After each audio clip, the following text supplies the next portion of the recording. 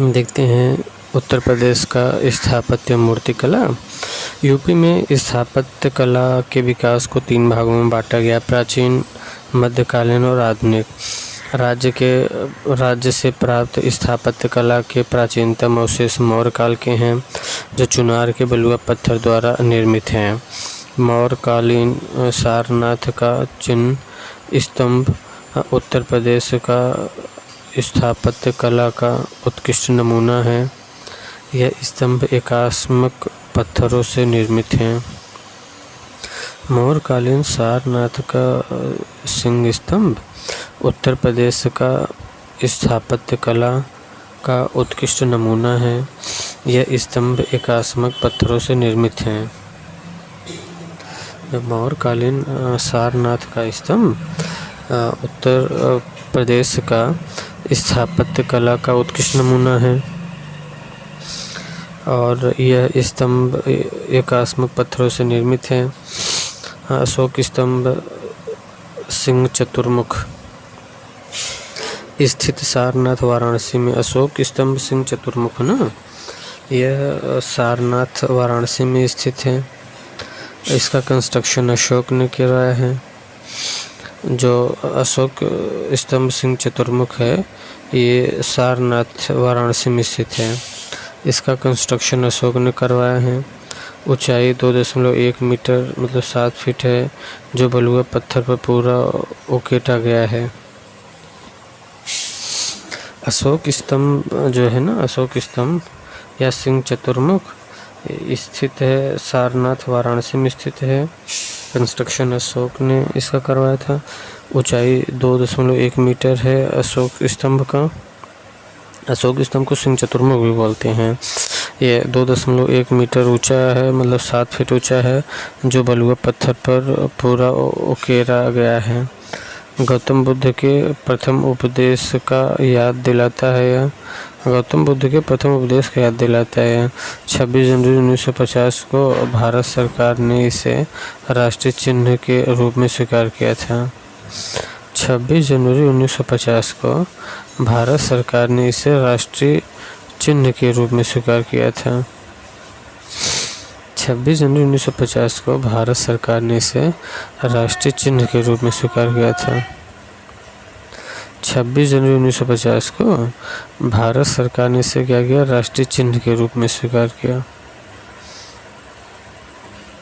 4 पशु, एक वृषभ बैल, दूसरा सिंह शेर, तीसरा अश्व घोड़ा, चौथा हाथी। गौतम बुद्ध के प्रथम उपदेश का याद दिलाता है और ये 26 जनवरी 1950 को भारत सरकार ने इसे राष्ट्रीय चिन्ह के रूप में स्वीकार किया। अशोक स्तंभ को 26 जनवरी 1950 को भारत सरकार ने राष्ट्रीय चिन्ह के रूप में स्वीकार किया। 4 पशु हैं, वृषभ बैल है, सिंह शेर है, अश्व घोड़ा है, हाथी है। धम्मिक स्तूप सारनाथ वाराणसी है। अशोक 249 ईसा पर। धम्मिक स्तूप सारनाथ वाराणसी है।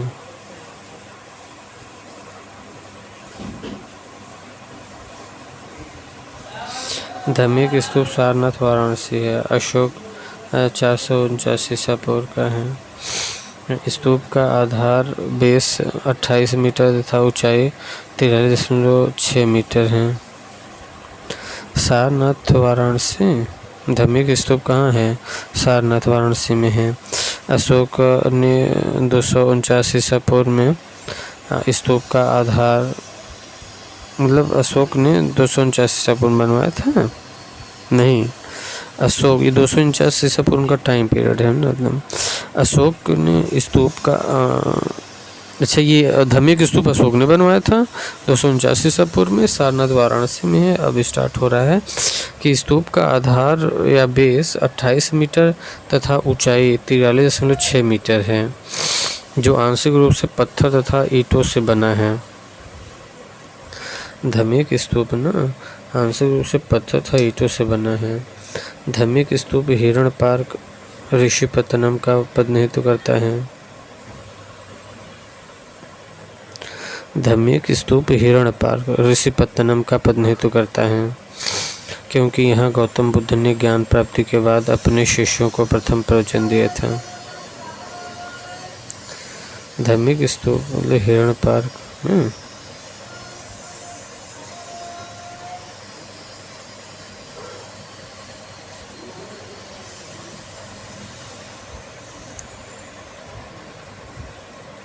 ऊंचाई, धार्मिक स्तूप की ऊंचाई जो है ना, इसका आधार 28 मीटर, आधार 28 मीटर था, ऊंचाई 43.6 मीटर है, जो कि आंशिक रूप से पत्थर तथा ईंटों से बना हुआ है। धार्मिक स्तूप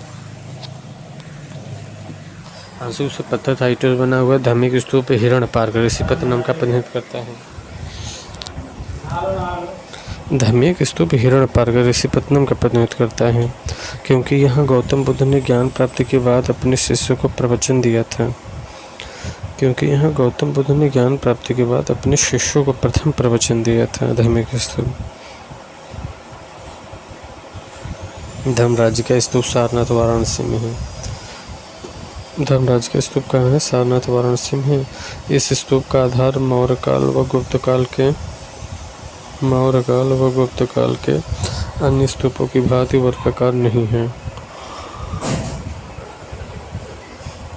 अपितु यह गोलाकार है। जो धर्मराज का स्तूप है सारनाथ वाराणसी के ना, इस स्तूप का आधार मौर्य काल व गुप्त काल के अन्य स्तूपों की भांति वर्गाकार नहीं है, अपितु क्या है? गोलाकार है। स्तूप की समूची वेदिका का निर्माण एक ही पत्थर को तराश किया गया है। स्तूप की समूची वेदिका का निर्माण एक ही पत्थर को तराश किया गया है। व्यास 1349 मीटर। व्यास इसका जो है ना, ये जो धर्मराज का स्तूप है, धर्मराज का स्तूप अन्य स्तूपों की भांति वर्गाकार नहीं है, अपितु गोलाकार है। यह 39 मीटर का है। धर्मराज का स्तूप 39 मीटर का है। धर्मराज का स्तूप क्या 39 मीटर का है। स्तूप की समूची वेदिका का निर्माण एक ही पत्थर को तराश कर किया गया है। स्तूप की समूची वेदिका का निर्माण एक ही पत्थर से तराश कर किया गया है। इसका व्यास 13.49 मीटर है। इसका व्यास जो है 13.49 मीटर है। बनारस के राजा चेत सिंह के दीवान जगत सिंह ने इस स्तूप से ईंटों को निकलवा कर किसी दूसरी जगह ले गए थे। बनारस के राजा चेत सिंह दीवान जगत सिंह ने इस स्तूप से ईंटों को निकलवाकर किसी दूसरी जगह ले गए थे। चौखंडी स्तूप। चौखंडी स्तूप सारनाथ वाराणसी में है। चौखंडी स्तूप सारनाथ वाराणसी में। यह भगवान बुद्ध और उनके पहले शिष्य बोध गया से सारनाथ की यात्रा के दौरान मिले थे। चौखंडी स्तूप कहाँ है? सारनाथ वाराणसी में है चौखंडी स्तूप। यह भगवान बुद्ध और उनके पहले शिष्य बोध गया से सारनाथ की यात्रा के दौरान मिले थे। चौखंडी स्तूप। देवगढ़ का दशावतार मंदिर गुप्तकालीन स्थापत्य कला। देवगढ़ का दशावतार मंदिर, देवगढ़, ललितपुर, उत्तर प्रदेश। देवता भगवान विष्णु।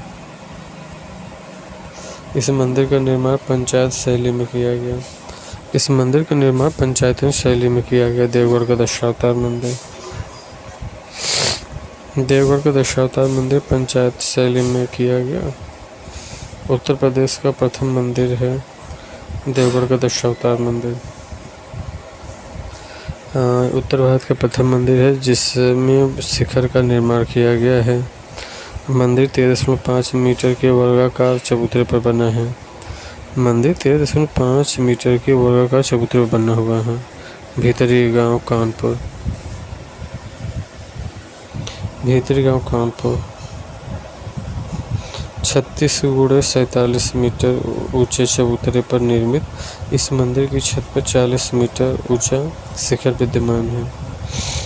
भीतरी गांव मंदिर जो कानपुर में है, भीतरी गांव मंदिर 46 × 47 मीटर ऊंचे चबूतरे पर निर्मित इस मंदिर की छत पर 40 फीट ऊंचा शिखर विद्यमान है।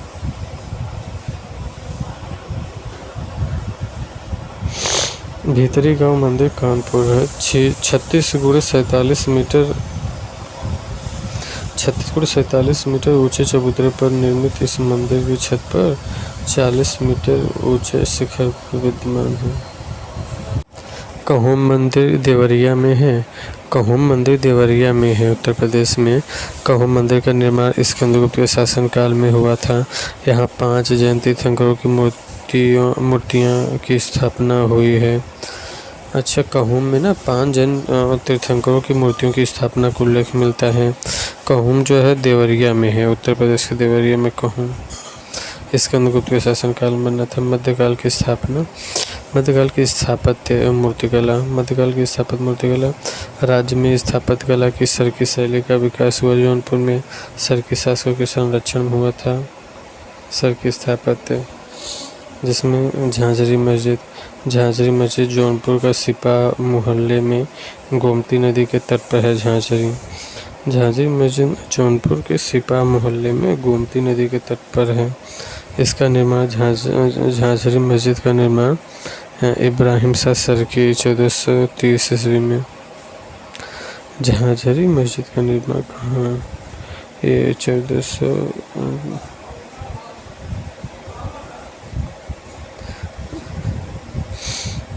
इब्राहिम शाह सरकी ने बनवाया था झांझरी मस्जिद। झांझरी मस्जिद किसने बनवाया था? इब्राहिम शाह सरकी ने 1430 ईस्वी में। मस्जिद के अंदर मेहराबों की सुंदर झंझरियाँ बने होने के कारण इसका नाम झांझरी है।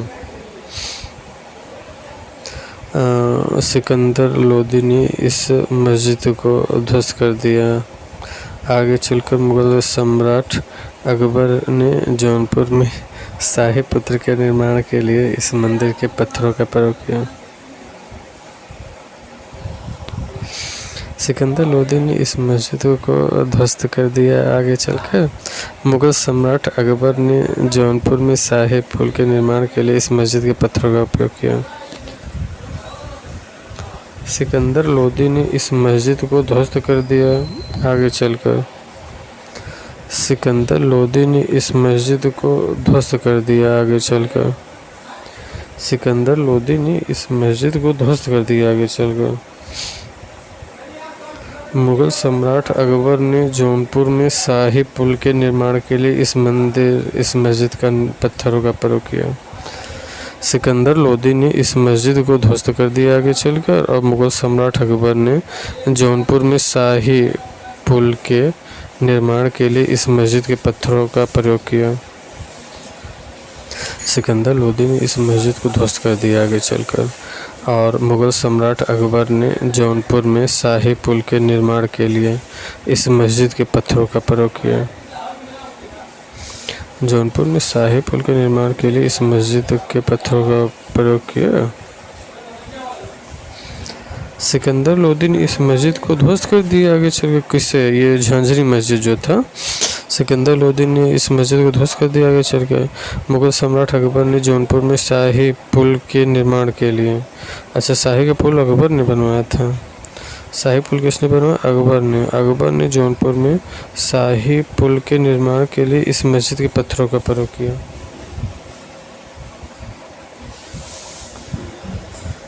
जौनपुर में शाही पुल के निर्माण के लिए इस मस्जिद के पत्थरों का प्रयोग किया गया।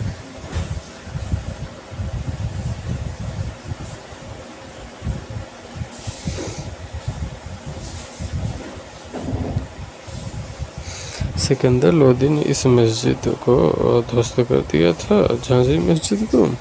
आगे चलकर सम्राट अकबर ने जौनपुर में शाही पुल के निर्माण के लिए इस मस्जिद के पत्थरों का प्रयोग किया। अटाला मस्जिद इससे जौनपुर है। अटाला मस्जिद जौनपुर में है।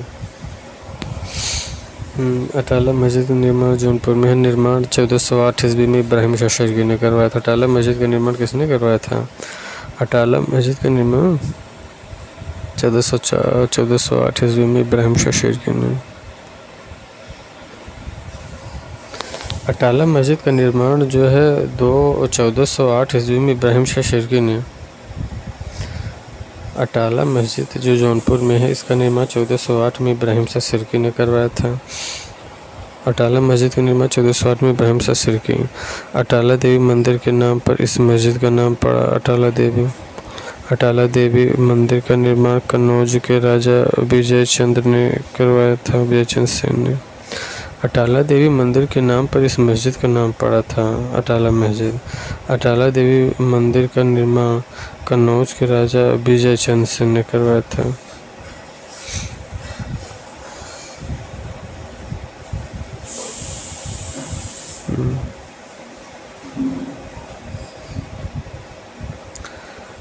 अटाला देवी मंदिर का निर्माण कन्नौज के राजा विजय चंद्र सेन ने करवाया था। अटाला देवी मंदिर का निर्माण कन्नौज के राजा विजय चंद्र सेन ने करवाया था। अटाला देवी मंदिर का निर्माण किसने कराया था? कन्नौज के राजा विजय चंद्र सेन ने।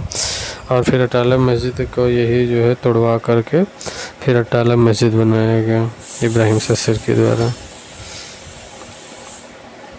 इब्राहिम शाह सिरकी ने जो अटाला मस्जिद बनवाया है ना, ये पहले यहाँ अटाला देवी की मंदिर था, अटाला देवी की मंदिर, और इसे कन्नौज के राजा विजय चंद्र सेन ने बनवाया था। और फिर इसी को तोड़ करके इब्राहिम शाह सिरकी ने अटाला मस्जिद बनवाया। मस्जिद का कुल परिमाप 248 फीट है। मस्जिद का कुल परिमाप 248 फीट है। मस्जिद का कुल परिमाप कितना है? 248 फीट है।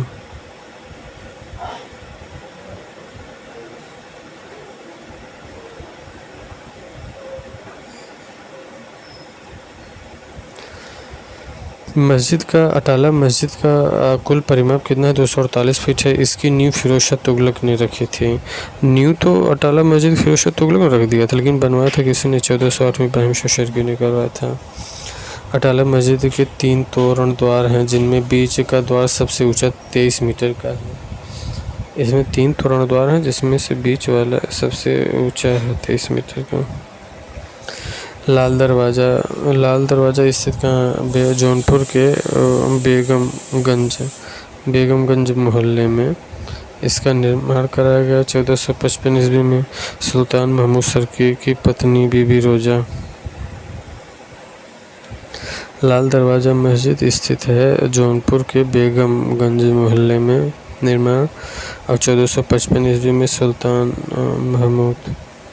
सुल्तान सरकी की बीबी रोजा।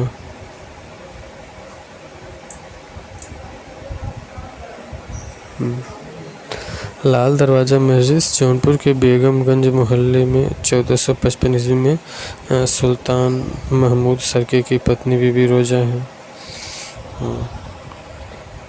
जौनपुर के बेगमगंज मोहल्ले में है लाल दरवाज़ा। 1455 इसका निर्माण हुआ। सुल्तान महमूद सरकी की पत्नी बीबी रोजा ने निर्माण करवाया था। सुल्तान महमूद सरकी की पत्नी बीबी रोजा ने लाल दरवाज़ा बनवाया था। जामा मस्जिद जौनपुर में है। जौनपुर शहर के शाहगंज रोड के पास है जामा मस्जिद। 200 फीट से अधिक ऊंचाई है इसका। जामा मस्जिद की नींव इब्राहिम शाह सिरकी के समय पड़ गया था और निर्माण का विभिन्न चरणों में पूरा किया गया जामा मस्जिद का। इस मस्जिद के ऊपर पहुंचने के लिए 27 सीढ़ियाँ हैं। इसका दक्षिणी द्वार प्रवेश स्थल से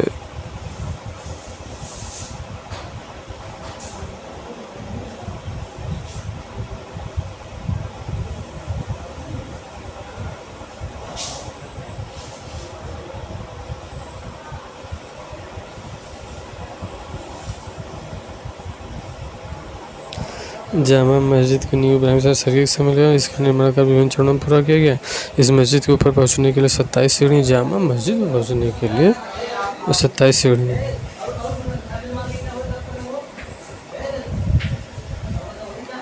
इसका दक्षिणी द्वार प्रवेश स्थल 20 फीट ऊंचा है। जामा मस्जिद ना ये ऊपर पहुंचने के लिए 27 सीढ़ियाँ इसमें, और इसका दक्षिण प्रवेश स्थल से 20 फीट ऊंचा है। बुलंद दरवाज़ा, बुलंद का शाब्दिक अर्थ है ऊंचा या महान, स्थित है फतेहपुर सीकरी। निर्माण 1602 ईस्वी में अकबर ने गुजरात विजय के उपलक्ष्य में। विश्व का सबसे बड़ा प्रवेश द्वार है। ऊंचाई 53.63 मीटर, चौड़ाई 35 मीटर है।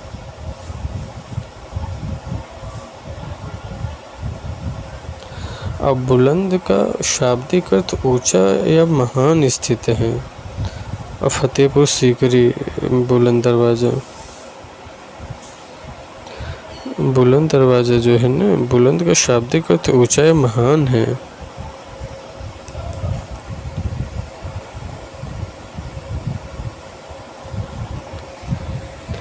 बुलंद का शाब्दिक अर्थ है ऊंचा या महान। बुलंद दरवाज़ा स्थित है फतेहपुर सीकरी। इस बुलंद दरवाज़ा का निर्माण 1602 ईस्वी में अकबर ने गुजरात की विजय के उपलक्ष्य में बनवाया था। बुलंद दरवाज़ा ना 1602 ईस्वी में अकबर ने गुजरात विजय के उपलक्ष्य में बनवाया था। बुलंद दरवाज़ा 1602 में अकबर ने गुजरात के विजय के उपलक्ष्य में बनवाया था और विश्व का सबसे बड़ा प्रवेश द्वार। ऊंचाई है इसका 53.63 मीटर, चौड़ाई 35 मीटर है।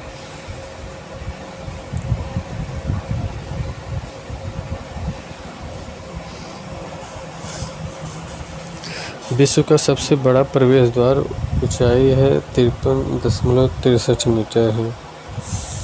बुलंद दरवाज़ा ना विश्व का सबसे बड़ा प्रवेश द्वार है, ऊंचाई 53.63 मीटर है, ऊंचाई 35 मीटर है। ये जो बुलंद दरवाज़ा है ये विश्व का सबसे बड़ा प्रवेश द्वार है, ऊंचाई 53.63 मीटर है, चौड़ाई 35 मीटर है। सीढ़ी 42 है। बुलंद दरवाजे सीढ़ी 42 है। हिंदू तथा फारसी स्थापत्य का उत्कृष्ट नमूना होने के कारण इसे भव्यता का द्वार भी कहा जाता है। इससे ये बुलंद दरवाज़ा को ना हिंदू तथा फारसी स्थापत्य का उत्कृष्ट नमूना होने के कारण इसे भव्यता का द्वार भी कहा जाता है। बुलंद दरवाज़ा को भव्यता का द्वार भी कहा जाता है। हिंदू तथा फारसी स्थापत्य का उत्कृष्ट नमूना होने के कारण बुलंद दरवाज़ा को भव्यता का द्वार भी कहा जाता है। जोधाबाई का महल फतेहपुर सीकरी में है। जोधाबाई का महल निर्माण 1569 में अकबर ने करवाया था। जोधाबाई का अन्य नाम है रानीवास, सेनानी, जेनानी, ड्योढ़ी। जोधाबाई का महल है ना रानीवास, जेनानी, ड्योढ़ी। अन्य नाम क्या है? रानीवास, जेनानी, ड्योढ़ी। हिरण मीनार, हिरण मीनार जो है, हिरण मीनार जो है अकबर ने अपने प्रिय हाथी हिरण की स्मृति में फतेहपुर सीकरी में हिरण मीनार का निर्माण करवाया था। अकबर ने अपने प्रिय हाथी हिरण की स्मृति में फतेहपुर सीकरी में हिरण मीनार का निर्माण करवाया था।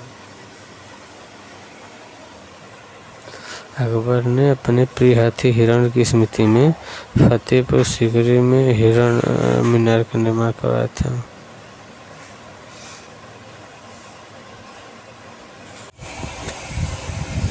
स्थापत्य एवं मूर्तिकला। आगरा का किला स्थित आगरा में यमुना नदी के किनारे निर्माण। अकबर का किला 1565 में 1573 में। आगरा का किला स्थित है आगरा में यमुना नदी के किनारे और निर्माण अकबर ने करवाया था 1565 से 1573 के बीच में। आगरा का किला ये 8 वर्षों में बनकर तैयार हुआ था शाहजहाँ कारीगरों द्वारा।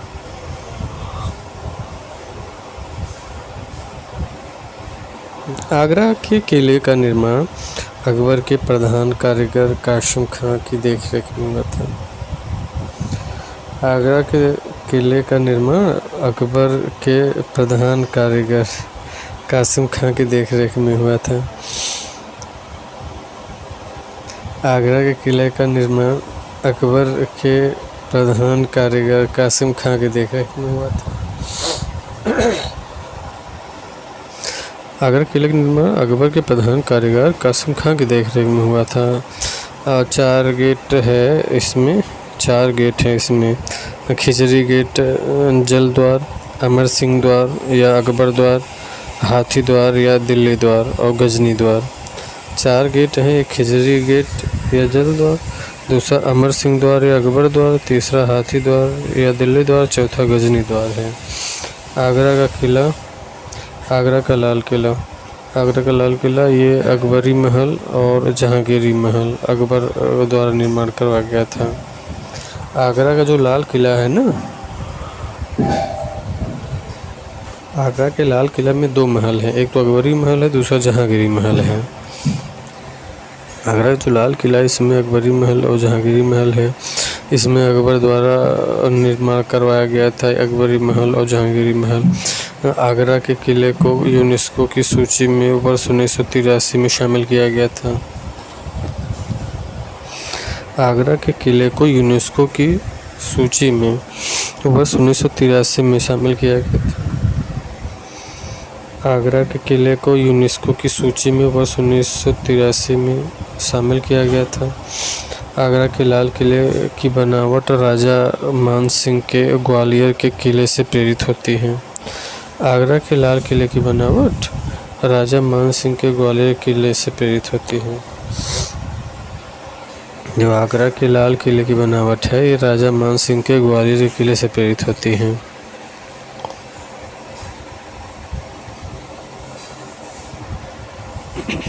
फतेहपुर सीकरी में जो है अकबर ने निर्माण जो करवाया था, फतेहपुर सीकरी में अकबर ने जो निर्माण करवाया था, क्या करवाया था अकबर ने? पंचमहल अकबर द्वारा निर्मित पंचमहल का नक्शा बौद्ध विहार की तरह है। जो पंचमहल है ना, अकबर द्वारा निर्मित जो पंचमहल है इसका नक्शा बौद्ध विहार की तरह है। दीवानियाम पंचमहल, दीवाने खास और शेख सलीम चिश्ती का मकबरा, मरियम का महल, बीरबल का महल, जामा मस्जिद, इबादत खाना, बुलंद दरवाज़ा, हिरण मीनार, जोधाबाई का महल, मीना बाज़ार, हवा महल, और 14वां है ज्योतिष की बैठक। ये सब फतेहपुर सीकरी में है, अकबर ने बनवाया था। फतेहपुर सीकरी में अकबर ने बनवाया था ज्योतिष की बैठक, हवा महल, मीना बाज़ार, जोधाबाई का महल, हिरण मीनार, बुलंद दरवाज़ा, इबादत खाना, जामा मस्जिद, बीरबल का महल, मरियम का महल, शेख सलीम की चिश्ती मकबरा, दीवाने आम, दीवाने खास, पंचमहल, ये सब हैं। और प्रयागराज का किला जो है ये भी अकबर ने बनवाया था 1575 में। इसका क्षेत्रफल जो है 30,000 वर्ग फीट है। प्रयागराज का किला, इसका निर्माण अकबर ने 1575 ईस्वी में करवाया था। क्षेत्रफल 30,000 वर्ग फीट। लागत 6,17,20,241 रुपये 241।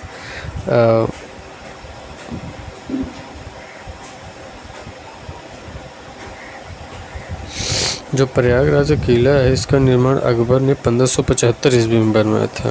अकबर का किला का निर्माण, जो प्रयागराज किला है ना, इसका निर्माण अकबर ने 1575 ईस्वी में करवाया था। क्षेत्रफल इसका 30,000 वर्ग फीट है। प्रयागराज के किला का क्षेत्रफल 30,000 वर्ग फीट है। इसका लागत जो है ना 6,17,20,241 है। इसका लागत जो है ना 6,17,20,241 रुपया प्रयागराज के किला में, मतलब 6 करोड़ लगा था कुल मिला के। प्रयागराज के किले में 30,000 वर्ग फीट का है ये। अकबर ने 1575 में बनवाया था। तमातुल दौलत मकबरा आगरा में है और नूरजहां ने 1626 में बनवाया था। इसका वास्तविक नाम मेहरुन्निसा है।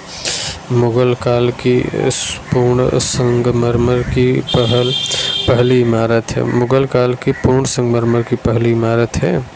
इस इमारत में पहली बार पित्राधुरा जड़ावट शैली का प्रयोग किया गया है। मुग़ल काल की पूर्ण संगमरमर की पहली इमारत है। मुग़ल काल की पूर्ण संगमरमर की पहली इमारत है। इस इमारत में पहली बार पित्राधुरा शैली का प्रयोग किया गया है। जोड़ावट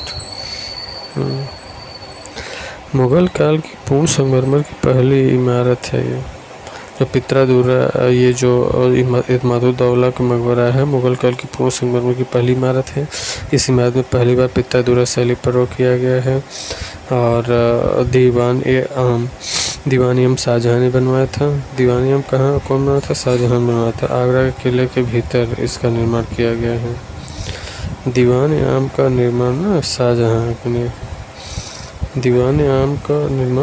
ने बनवाया था। आगरा के किले के भीतर इसका निर्माण करवाया था। तो दीवान-ए-आम जो है ये शाहजहाँ आगरा के किले के भीतर, आगरा के किले के भीतर क्या है, दीवानी आम है, दीवानी खास है, मोती मस्जिद है, मुसम्मन बुर्ज है, खास महल है, शीश महल है, नगीना मस्जिद है।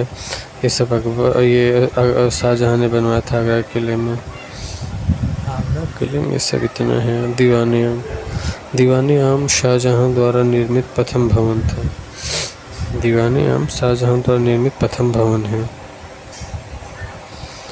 शाहजहाँ द्वारा निर्मित प्रथम भवन था दीवानी आम।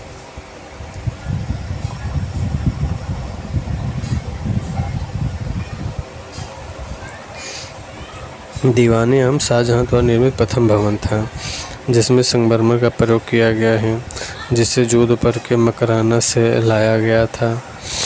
दीवानी आम जो है ये शाहजहाँ द्वारा निर्मित प्रथम भवन था जिससे संगमरमर का प्रयोग किया गया था और जिसे जोधपुर के मकराना से लाया गया था। दीवानी आम जिसे जोधपुर के मकराना से लाया गया था। इस भवन से शाहजहाँ के बैठने के लिए तख्त ए ताउस मयूर सिंहासन बनाया गया था। दीवानी आम जो है ना, इस भवन में शाहजहाँ के बैठने के लिए तख्त ए ताउस मयूर सिंहासन बनाया गया था। दीवानी आम, दीवानी खास जो है आगरा के लाल किले के अंदर निर्माण किया गया था, शाहजहाँ ने करवाया था। दीवानी खास का निर्माण कौन कर रहा था? दीवानी खास का निर्माण शाहजहाँ ने बनवाया था। आगरा के लाल किले के अंदर इसका निर्माण हुआ था। दीवानी खास का निर्माण आगरा के लाल किले के अंदर निर्माण किया था दीवानी खास शाहजहाँ ने। दीवानी खास का निर्माण शाहजहाँ ने किया था। आगरा के लाल किले के अंदर निर्माण किया गया था। दीवानी खास आगरा के लाल किले के अंदर निर्माण शाहजहाँ। राज परिवार के अतिरिक्त अमीरों व उच्च परिवारों के आने की अनुमति थी। दीवानी खास जो है ना, आगरा के लाल किले के अंदर निर्माण शाहजहाँ ने करवाया था। दीवानी खास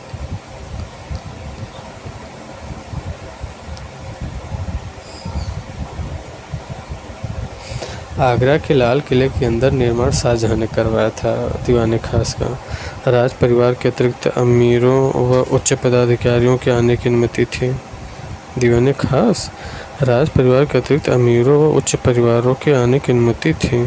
दीवानी खास जो दीवानी खास है, राज परिवारों के अतिरिक्त अमीरों व उच्च अधिकारियों के आने की अनुमति थी दीवानी खास में।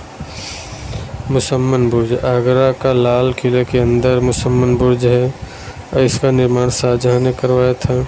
6 मंजिला इमारत थी और शाहजहाँ का केंद्र था। मुसम्मन बुर्ज ये आगरा का लाल किले के अंदर था। मुसम्मन बुर्ज ना आगरा का लाल किले के अंदर, इसका निर्माण शाहजहाँ ने करवाया था। मुसम्मन बुर्ज आगरा के लाल किले के अंदर था। इसका निर्माण शाहजहाँ ने बनवाया था। 6 मंजिला इमारत थी और शाहजहाँ यहीं पे कैद किए गए थे। मुसम्मन बुर्ज में शाहजहाँ कहाँ कैद किए गए थे? मुसम्मन बुर्ज में किए गए थे। आगरा के लाल किले के अंदर निर्माण शाहजहाँ 6 मंजिला इमारत थी। ये आधुनिक काल में स्थापत्य कला देख लेते हैं। उत्तर प्रदेश में आधुनिक स्थापत्य कला अवध नवाबों तथा अंग्रेजों पर केंद्रित है। रूमी दरवाज़ा स्थित है लखनऊ। रूमी दरवाज़ा कहाँ है? लखनऊ में है। 1784 में अवध के नवाब आसिफउद्दौला ने अवध की जनता को रोजगार देने के उद्देश्य से बनवाया था रूमी दरवाज़ा। रूमी दरवाज़ा 60 फीट ऊंचा है। आसिफउद्दौला ने बनवाया था 1784 में। रूमी दरवाजे को तुर्किश गेट के नाम से भी जाना जाता है क्योंकि ऐसा माना जाता है कि इसका डिज़ाइन तुर्की के कॉन्स्टेंटिनोपल के समान है। नाम है सूफी फ़कीर जलालुद्दीन मोहम्मद। रूमी दरवाजे को पुराने लखनऊ का प्रवेश द्वार भी माना जाता है। रूमी दरवाजे को पुराने लखनऊ का प्रवेश द्वार भी माना जाता है। बड़ा इमामबाड़ा स्थित है। बड़ा इमामबाड़ा स्थित है लखनऊ। बड़ा इमामबाड़ा स्थित है लखनऊ में। बड़ा इमामबाड़ा स्थित है लखनऊ में। बड़ा इमामबाड़ा कहाँ स्थित है? लखनऊ में स्थित है बड़ा इमामबाड़ा। ये इसका निर्माण अवध के चौथे नवाब आसुद्दौला के 1784 ईस्वी में हुआ। जो बड़ा इमामबाड़ा है लखनऊ में स्थित है बड़ा इमामबाड़ा, इसका निर्माण अवध के चौथे नवाब आसुद्दौला के 1784 ईस्वी में हुआ। बड़ा इमामबाड़ा कहाँ? लखनऊ में स्थित है। इसका निर्माण अवध के चौथे नवाब आसुद्दौला के समय में हुआ 1784 में। बड़ा इमामबाड़ा लखनऊ में, अवध के चौथे नवाब आसुद्दौला के समय 1784 में। बड़ा इमामबाड़ा का केंद्रीय कक्ष दुनिया के सबसे बड़े बुलेटेड चैम्बर में माना जाता है। लखनऊ का विख्यात भूल भुलैया इसी का भाग है। बड़ा इमामबाड़ा लखनऊ में स्थित है। लखनऊ का विख्यात भूल भुलैया इसी भाग में है। छोटा इमामबाड़ा स्थित है लखनऊ में।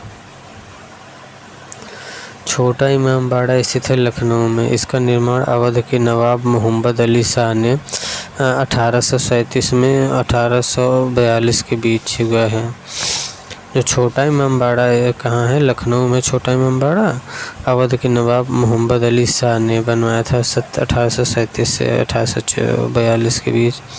छोटे इमामबाड़ा को हुसैनाबाद इमामबाड़े के नाम से भी जाना जाता है। छोटे इमामबाड़े के अंदर नवाब मोहम्मद अली शाह व इसकी माता की कब्र है। छोटा इमामबाड़ा है ना, छोटे इमामबाड़ा के अंदर नवाब मोहम्मद अली शाह व इनकी माता की कब्र है।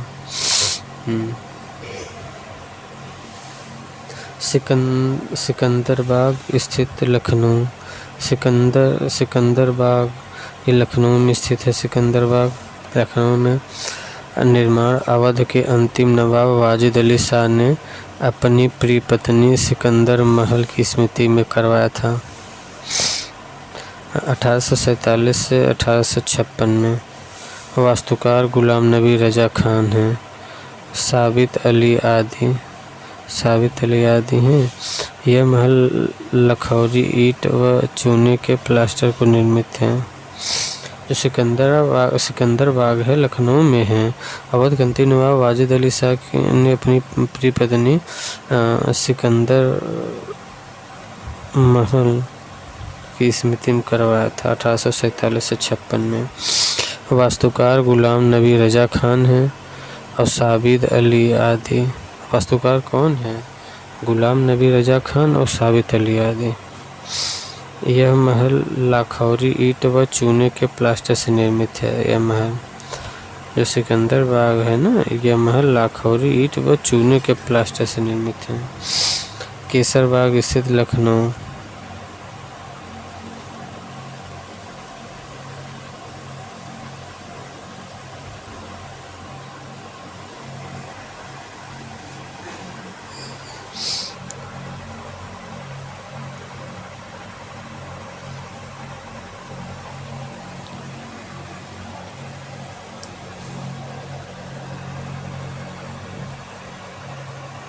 केसर बाग स्थित लखनऊ अवध के अंतिम नवाब वाजिद अली शाह ने 1848-1850 में हरम में महिलाओं को रखा। केसर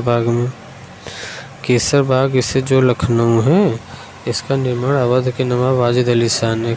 केसर बाग स्थित लखनऊ जो है, इसका निर्माण अवध के नवाब वाजिद अली शाह ने करवाया था। केसर बाग स्थित लखनऊ। केसर बाग कहाँ? इस लखनऊ में स्थित है केसर बाग। इसका निर्माण अवध के अंतिम नवाब वाजिद अली शाह ने करवाया था। यह हरम में महिलाओं को रखा जाता था। यहाँ 1848 से 1850 में केसर बाग निर्माण करवाया गया लखनऊ में। 76 मंजिल लखनऊ में गोमती नदी किनारे इसका निर्माण किया गया। 76 मंजिल का ये नवाब गाजी उद्दीन हैदर ने इसका ये पूरा नासिरुद्दीन हैदर ये पूरा ना नासिरुद्दीन हैदर ने बनवाया था। 76 मंजिल कौन बनवाया था? 76 मंजिल इसे थे लखनऊ में गोमती नदी किनारे निर्माण करवाया गया। 76 मंजिल का निर्माण लखनऊ में गोमती नदी किनारे बनवाया गया। इसका निर्माण नवाब गाजिउद्दीन हैदर, नवाब कौन था? गाजिउद्दीन हैदर, पूरा नासिरुद्दीन हैदर, गाजिउद्दीन हैदर या गाजिउद्दीन नासिरुद्दीन हैदर।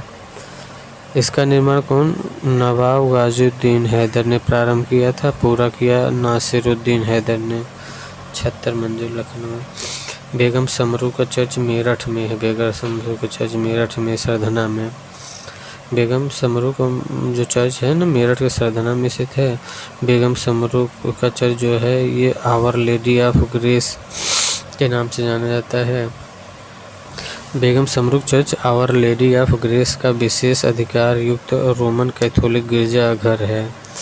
बेगम समरू का चर्च जो है ना, आवर लेडी ऑफ ग्रेस का विशेष अधिकार युक्त रोमन कैथोलिक गिरजाघर है। यह चर्च रोम के सेंट पीटर बेसिलिका पर आधारित है। जो बेगम समरू चर्च है ना, यह चर्च रोम के सेंट पीटर बेसिलिका पर आधारित है। ताजमहल,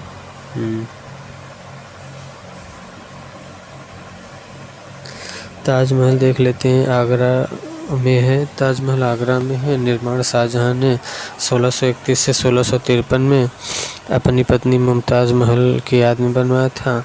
इसका वास्तुकार सर अहमद लाहौरी हैं। शाहजहां ने उपाधि दी इन्हें नादिरुल अख की। ताजमहल आगरा में निर्मित है। इसका निर्माण शाहजहां ने करवाया अपनी पत्नी मुमताज़ महल की याद में। वास्तुकार सर अहमद लाहौरी।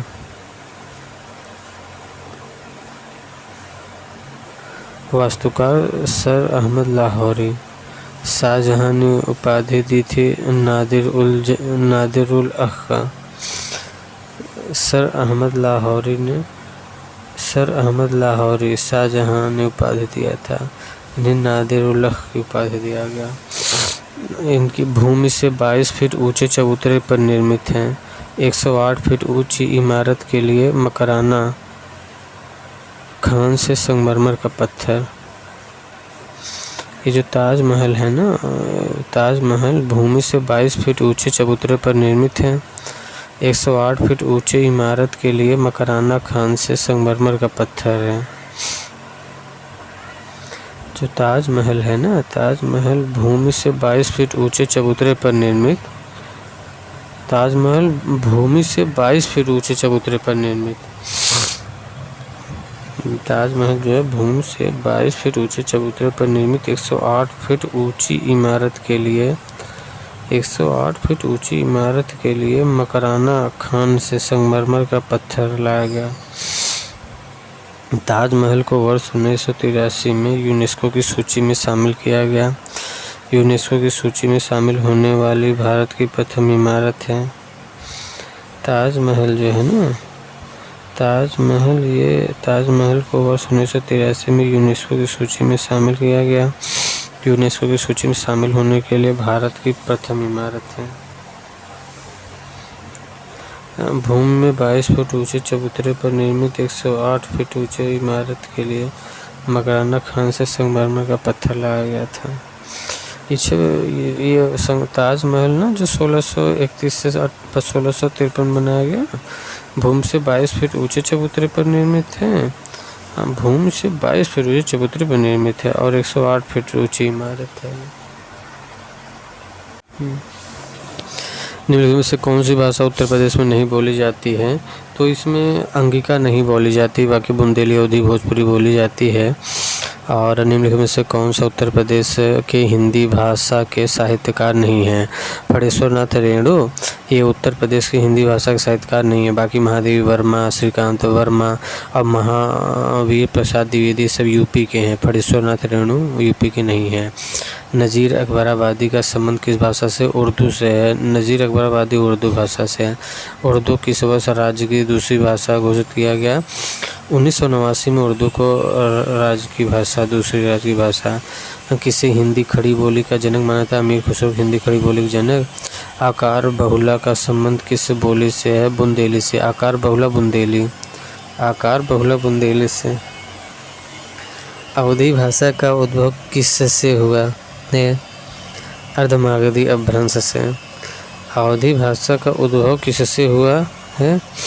ये अर्धमागधी अपभ्रंश से हुआ। अवधी भाषा का उद्भव, अवधी भाषा का उद्भव किससे हुआ है? अर्धमागधी अपभ्रंश से। रामचरितमानस किस भाषा की रचना है? अवधी से है। रामचरितमानस किस भाषा की रचना है? अवधी।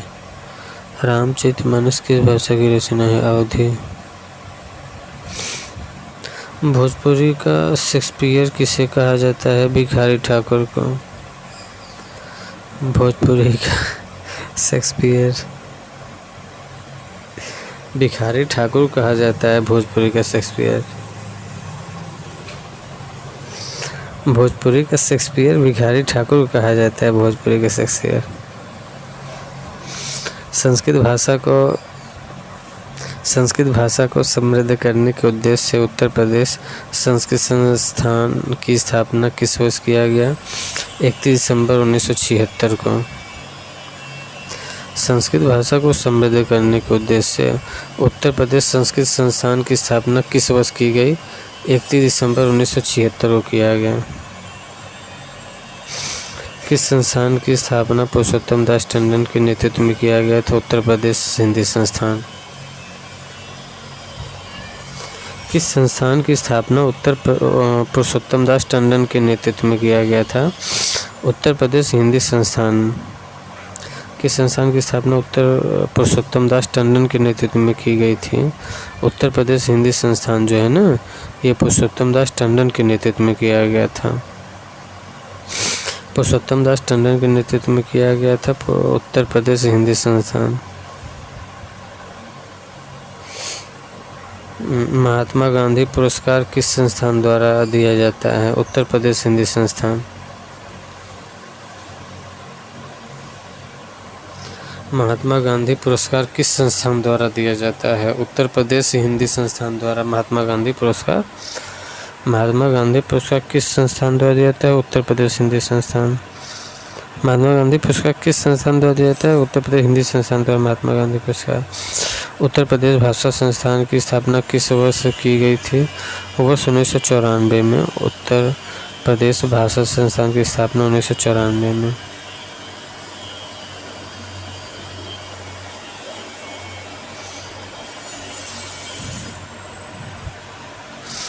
किस वर्ष उत्तर प्रदेश भाषा संस्थान के पुनर्गठन किया गया? 2007 में।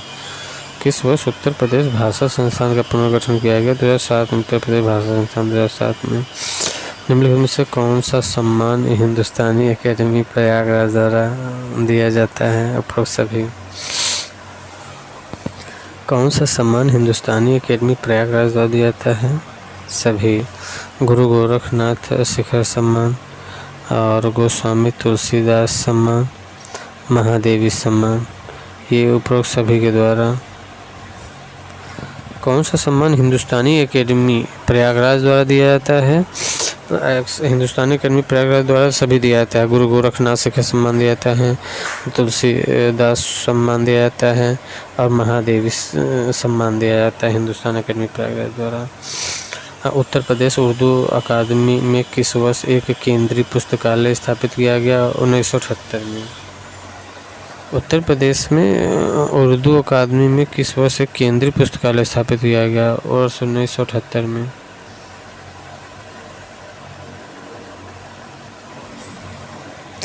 उत्तर प्रदेश अली अहमद मेमोरियल कमेटी की स्थापना किस वर्ष किया गया? वर्ष 1976।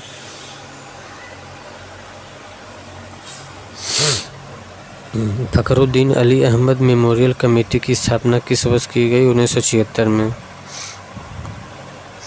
फखरुद्दीन अली अहमद मेमोरियल कमेटी की स्थापना किस वर्ष किया गया? 1976 में। फखरुद्दीन अली अहमद मेमोरियल कमेटी की स्थापना 1976 में किया गया। फखरुद्दीन अली अहमद मेमोरियल कमेटी की स्थापना वर्ष 1976 में। फखरुद्दीन अली अहमद मेमोरियल कमेटी की स्थापना वर्ष 1976 में। फखरुद्दीन अली अहमद मेमोरियल कमेटी की स्थापना वर्ष 1976 में। और राज्य के किन किन जिलों में वर्ष 1990 में भाषा प्रशिक्षण केंद्र खोले गए? प्रयागराज में, वाराणसी, लखनऊ में, और मुरादाबाद, आगरा में। ये सब 1990 में भाषा प्रशिक्षण केंद्र खोले गए। भाषा प्रशिक्षण केंद्र 1990 में खोला गया प्रयागराज में, वाराणसी, लखनऊ, मुरादाबाद, आगरा में। अच्छा, संस्कृत व्याकरण के महान ग्रंथ महाभाष्य के रचनाकार पतंजलि किस जिले के रहने वाले थे? गोंडा के रहने वाले थे पतंजलि। संस्कृत व्याकरण के महान ग्रंथ महाभाष्य के रचनाकार पतंजलि किस जिले के रहने वाले थे? गोंडा के। इनमें से कौन सी महादेवी वर्मा की रचना है? सांध्य गीत। महादेवी वर्मा की रचना सांध्य गीत। कौन सी महादेवी वर्मा की रचना है? सांध्य गीत। उर्दू साहित्य का विकास किस शताब्दी में हुआ? 18वीं शताब्दी में उर्दू साहित्य का विकास किस शताब्दी में हुआ? 18वीं शताब्दी में उर्दू साहित्य का विकास। हाँ, उर्दू गद्य के प्रथम लेखक कौन थे? मिर्जा रजब अली बेग सुरूर। उर्दू गद्य के प्रथम लेखक कौन थे? मिर्जा रजब अली बेग सुरूर। ये उर्दू गद्य के प्रथम लेखक है, मिर्जा रजब अली बेग सुरूर।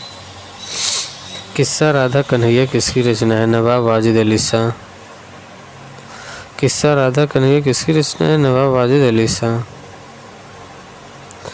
प्रेमचंद रंगभूमि संग जयशंकर प्रसाद चंद्रगुप्त हैं। सूरदास साहित्य लहरी है। जगनिक आल्हा चरित्र हैं। मुंशी प्रेमचंद चंद्रगुप्त और मुंशी प्रेमचंद जो है ना, ये रंगभूमि मुंशी प्रेमचंद रंगभूमि है। जयशंकर प्रसाद चंद्रगुप्त हैं। सूरदास साहित्य लहरी है। जगनिक आल्हा चरित्र हैं।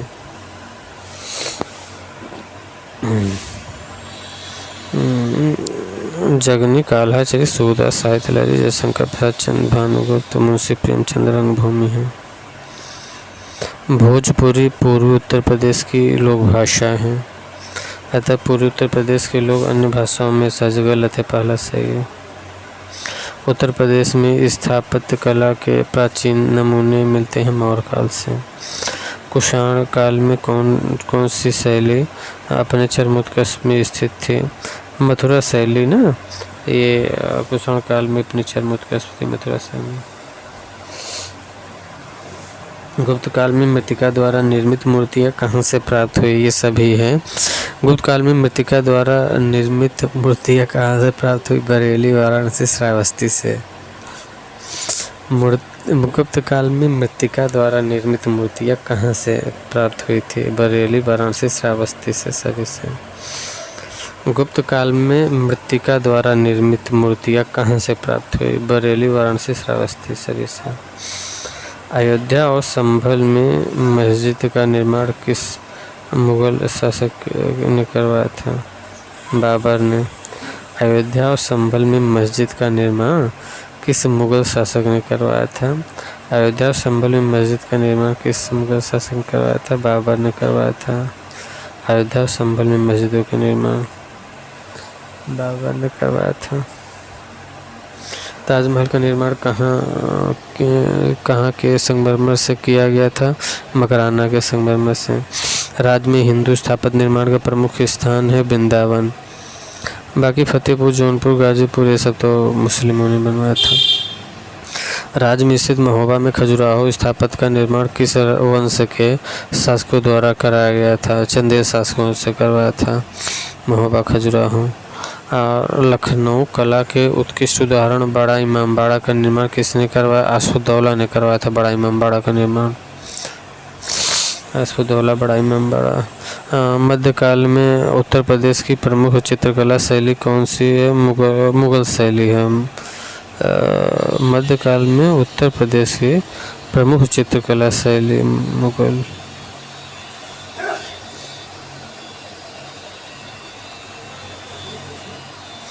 निम्न में से किस शैली को आगरा शैली के नाम से भी जाना जाता है?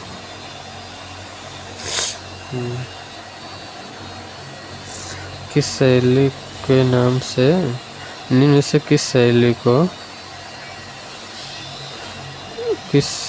को आगरा शैली के नाम से जाना जाता है? मुगल शैली को। चित्रकला की मुगल शैली का आरंभ किसने किया? हुमायूं ने किया। चित्रकला हुमायूं ने।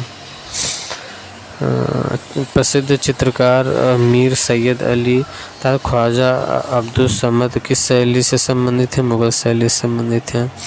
अब किस मुगल शासक के काल को चित्रकला का स्वर्णयुग? जहांगीर। आगरा में चित्रशाला का निर्माण जहांगीर ने बनवाया। आगरा में चित्रशाला जहांगीर ने। ब्रज शैली किस शैली के इससे जाना जाता है? मथुरा शैली। ब्रज शैली को मथुरा शैली के नाम से जानते हैं। चित्रकला की राजपूत शैली का विकास मुख्यतः किस वंश के राजाओं द्वारा हुआ? चंदेल वंश के। चित्रकला की राजपूत शैली का विकास मुख्यतः किस वंश के राजाओं से हुआ? चंदेल वंश के राजाओं से।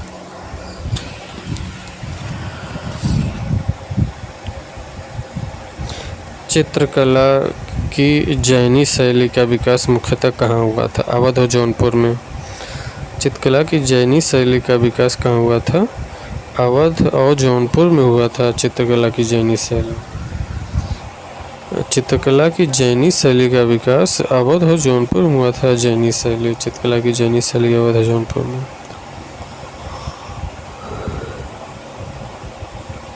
उत्तर प्रदेश में चित्रकला के विकास में ग्राफिक विद्या शुरुआत किसने किया था? ललित मोहन सेन ने किया था। उत्तर प्रदेश में चित्रकला के विकास में ग्राफिक विद्या शुरुआत किसने किया था? ललित मोहन सेन ने किया था। उत्तर प्रदेश में चित्रकला के विकास में ग्राफिक विद्या शुरुआत किसने किया? ललित मोहन सेन ने किया। उत्तर प्रदेश में चित्रकला के विकास का ग्राफिक विद्या शुरुआत किसने किया? ललित मोहन सेन ने। सुविख्यात चित्र सत्यम शिवम सुंदरम की रचना शिवनंदन नौटियाल ने। उत्तर प्रदेश में जरदोजी शिल्प कला का प्रमुख केंद्र कौन सा है? सभी वाराणसी, बरेली, आगरा है। जरदोजी शिल्प कला प्रमुख केंद्र वाराणसी, बरेली, आगरा है। जरदोजी शिल्प कला प्रमुख केंद्र है वाराणसी, बरेली, आगरा। उत्तर प्रदेश के हस्तशिल्प में सबसे महत्वपूर्ण स्थान चिकनकारी का है। यह मूलतः किस क्षेत्र की शिल्पकला है? लखनऊ। उत्तर प्रदेश के हस्तशिल्प में सबसे महत्वपूर्ण स्थान चिकनकारी का है। उत्तर प्रदेश के हस्तशिल्प में सबसे महत्वपूर्ण स्थान चिकनकारी का है। यह मूलतः किस शैली की शिल्पकला है? लखनऊ की है यह।